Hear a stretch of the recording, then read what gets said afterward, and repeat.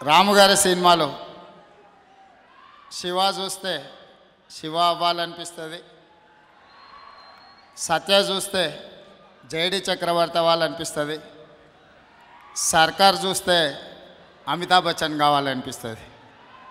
మరి వంగవీటి చూస్తే ఏమనిపిస్తుందో సినిమా చూసి మనందరం, ఎందుకంటే రాముగారి సినిమాలు అంత ఇన్స్పైర్ చేస్తాయి, చూసేటప్పుడు మన మీద అంత ప్రభావం చూపిస్తుంది.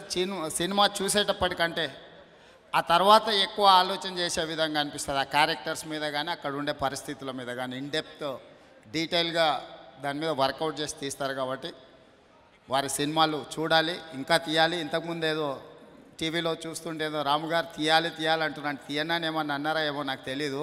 అట్లా అంటే మాత్రం ఊరుకునేది లేదు. వారి సినిమాలు తీయాల్సిందే, మనం చూడాల్సిందే.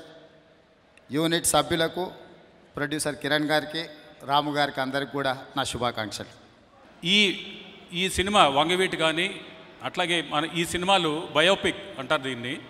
ఇట్లాంటి సినిమాలు తీయాలంటే యాక్చువల్గా వాస్తవంగా ఏం జరిగిందో దాన్ని చెప్పాలి.